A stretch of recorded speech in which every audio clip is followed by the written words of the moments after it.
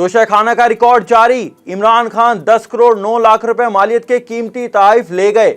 وزیر اعظم شہباز شریف کی ہدایت پر کابینہ ڈویژن کی سرکاری ویب سائٹ پر جاری کردہ ریکارڈ کے مطابق تحائف وصول کرنے والوں میں سابق صدور، سابق وزرائے اعظم، وفاقی وزراء اور اعلیٰ سرکاری افسروں کے نام شامل ہیں۔ ریکارڈ کے مطابق سابق صدر پرویز مشرف، سابق وزرائے اعظم شوکت عزیز، یوسف رضا گیلانی، نواز شریف، راجہ پرویز اشرف اور عمران خان سمیت دیگر نے توشہ خانہ میں معمولی رقم ادا کر کے بیش قیمت تحائف وصول کیے تھے۔ موجودہ وزیر اعظم شہباز شریف اور صدر عارف علوی کا توشہ خانہ ریکارڈ بھی اپلوڈ کیا گیا ہے۔ سب سے زیادہ تحفے آصف زرداری، پرویز مشرف اور عمران خان نے اپنے پاس رکھے۔ وزیر اطلاعات مریم اورنگزیب نے توشہ خانہ کا کوئی تحفہ اپنے پاس نہیں رکھا۔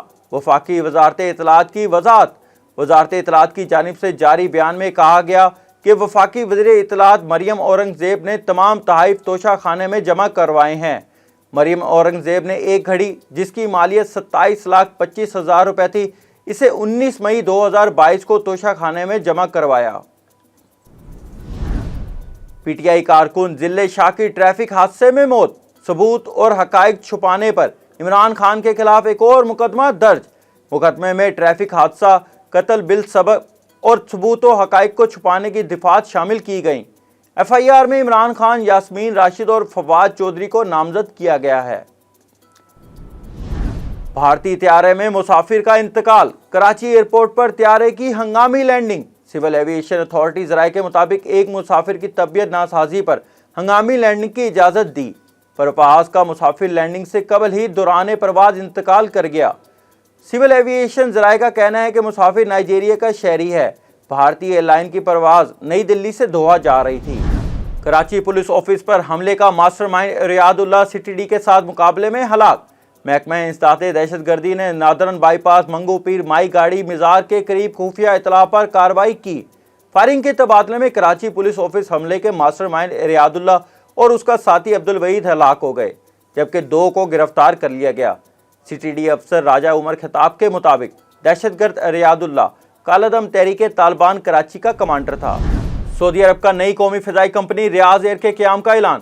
سعودی پریس ایجنسی کے مطابق نئی قومی ایئر لائن 3 براعظموں ایشیا، افریقہ اور یورپ کے درمیان پروازیں چلا کر سعودی عرب کے لیے اسٹریٹجک جغرافیائی محل وقوع کا فائدہ اٹھائے گی، جس سے ریاض دنیا کے لیے نقل و حمل، تجارت اور سیاحت کے لیے ایک عالمی مقام بن جائے گا۔ ایئر لائن کی سینئر مینجمنٹ میں سعودی اور بین الاقوامی ماہرین کی ٹیم شامل ہوگی۔ شمالی کوریا کا مزید 2 میزائلوں کا کامیاب تجربہ، میزائل آبدوز کے ذریعے فائر کیے گئے۔ غیر ملکی میڈیا کے مطابق شمالی کوریا کی جانب سے یہ تجربہ جنوبی کوریا اور امریکہ کی جنگی مشقوں کے آغاز سے چند گھنٹے قبل کیا گیا۔